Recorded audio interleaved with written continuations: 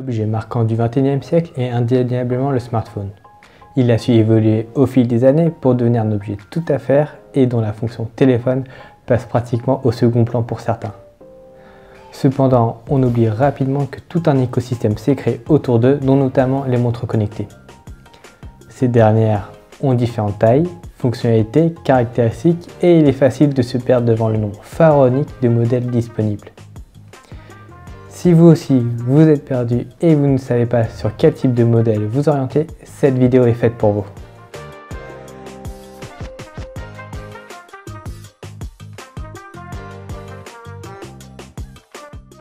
Sans rentrer trop dans les détails, les montres connectées ne sont pas récentes puisque fin 2000, des modèles de montres téléphones ont fait leur apparition.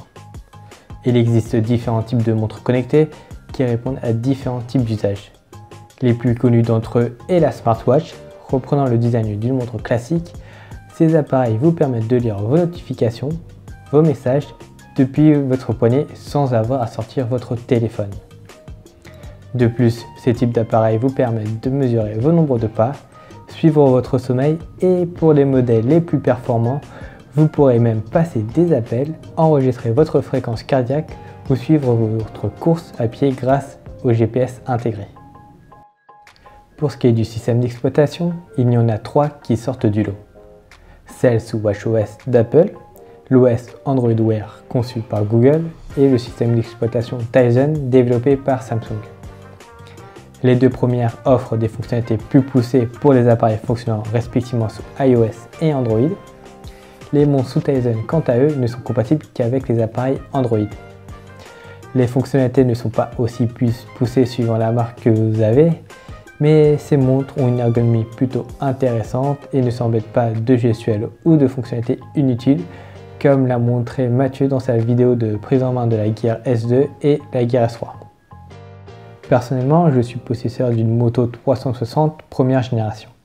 Je l'utilise principalement pour savoir qui m'appelle ou lire mes messages, mails, ou bien changer de musique sans avoir à sortir mon téléphone.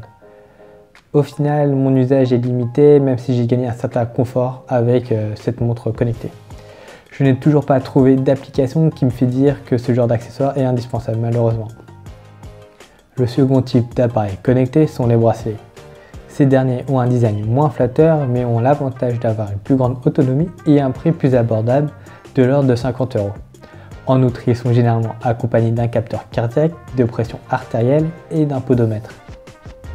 Même si vous ne pourrez pas lire vos messages avec, ce genre d'appareil vous préviendra par une vibration quand vous recevrez une notification.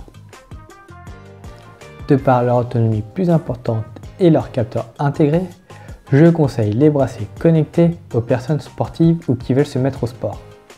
Vous pourrez enregistrer votre activité, le suivre et avoir une idée du nombre de calories que vous avez dépensé en journée.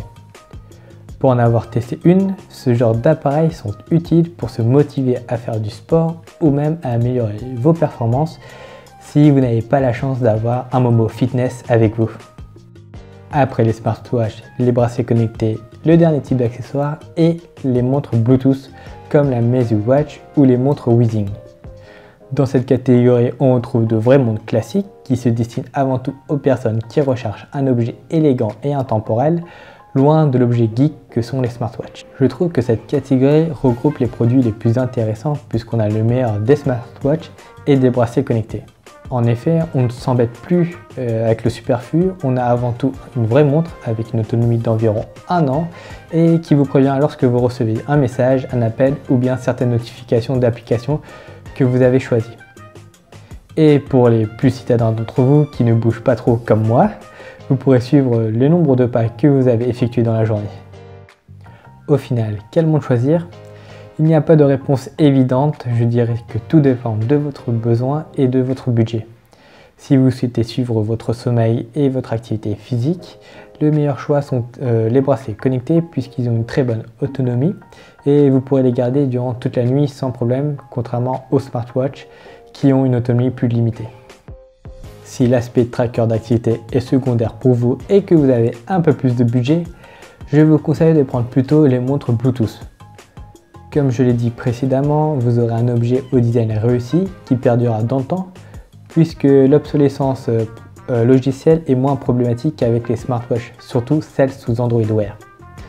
Je salue au passage les premiers possesseurs du smartwatch sous Android Wear qui n'ont que leurs yeux pour pleurer, puisque leur accessoire ne profitera jamais de la version 2.0 d'Android Wear et je sais de quoi je parle, je suis possesseur du Moto 360. Si malgré tout vous souhaitez avoir une smartwatch, dans ce cas je vous conseille de prendre la montre d'Apple si vous avez un iPhone. L'intégration logicielle et les fonctionnalités seront bien plus poussées qu'avec n'importe quel autre smartwatch. Par contre, si vous avez un smartphone Android, le mieux est d'opter pour une Gear S2 ou une Gear S3. En effet, ces dernières sont les meilleures smartwatches du marché et ont une meilleure autonomie puisque vous pouvez tenir facilement 2 jours avec la Gear S2 et 4 jours avec la Gear S3.